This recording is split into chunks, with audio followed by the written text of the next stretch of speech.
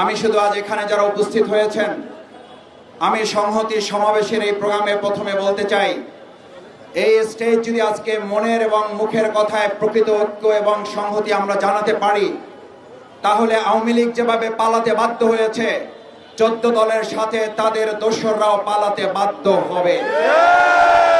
কিন্তু আমি অবশ্যই এটা মনে করতে চাই, আজকের এখানে মুখের কথার সাথে আমাদের বুকের কথারও মিল থাকতে হবে। আমরা এখানে একটা কথা বলে যাব, আবার বাইরে গিয়ে আমরা কাজের মাধ্যমে দেখাবো যে না, জাতীয় পার্টিকে আমরা নিষিদ্ধ করতে চাই না। তাহলে প্রমাণ হবে জাতীয় পার্টিকে যদি হজম করা হয়, একটা সময় জাতির উপরে চাপিয়ে দেওয়া হবে। আওয়ামী লীগকে হজম করার জন্য আপনাদেরকে প্রস্তুত থাকতে হবে। আমার ভাই এবং বন্ধুগণ, নূরকে যারা হামলা করেছেন, আমাদের মাথায় রাখতে হবে নূরের অনুসারী এবং নূরের অগ্রগামীরা এখানে আছেন। আজ নূরকে আক্রান্ত করে যদি তারা পার পেয়ে যায়, শফিকুল ইসলাম মাসুদ সহ আজকের এখানে সংহতির নেতৃবৃন্দ মাথায় যেন রাখে, আপনাদেরকেও রক্তাক্ত হওয়ার জন্য প্রস্তুতি নিতে হবে। আমি অবাক হই, খুব বিস্মিত হই, প্রকাশ্য দিবালোকে মিডিয়ার সামনে পিটিএ টার্গেট করে একজন গুরুত্বপূর্ণ জাতীয় নেতাকে আহত করা হলো।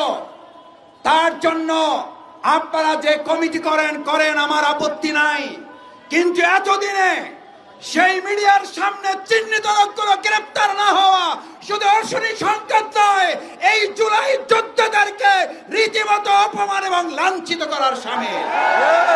আপনারা নূরকে আঘাত করেন নাই, আপনারা আবু সাইদ মুক্তার পরিবারকে আঘাত করেছেন, আপনারা জুলাইয়ের চেতনাকে আঘাত করেছেন। আমি বক্তব্য শেষ করতে চাই একটা কথা বলে, আজ নূরকে আঘাত করার মধ্য দিয়ে এই প্রশাসন যদি এটা প্রমাণ করে তারা একটা প্রোগ্রামের নিরাপত্তা দিতে পারে না, আমি আমার সামনে উপস্থিত ভাই বন্ধুদের জিজ্ঞেস করতে চাই, তারা আগামী দিনে অবাধ সুষ্ঠু নিরপেক্ষ নির্বাচনের জন্য লক্ষ লক্ষ কেন্দ্র পাহারা দিয়ে আওয়ামী দোসর মুক্ত করতে কি তারা সক্ষম হবে? আসুন, বিচার এবং সংস্কারের প্রশ্ন সেই জন্য এসেছিল। আজ এখানে বক্তব্য দেওয়ার কথা ছিল শেখ হাসিনার বিচারের দাবিতে, অথচ আজ আমাদের কথা বলতে হচ্ছে নূরের উপর হামলাকারীদের বিচারের কথা বলতে। আমাদেরকে আস্তে আস্তে সহনশীল করে ফেলা হচ্ছে। আসুন, সহনশীলতার মাত্রা বাড়লে নির্মম নির্যাতনের মাত্রা বাড়বে। প্রতিরোধ করার জন্য সবাইকে ঐক্যবদ্ধ থাকতে রাজি আছে।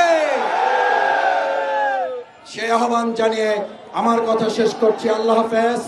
বাংলাদেশ জিন্দাবাদ, গণ অধিকার পরিষদ জিন্দাবাদ, বাংলাদেশ জামাত ইসলামী ঢাকা মহানগরী দক্ষিণ জিন্দাবাদ।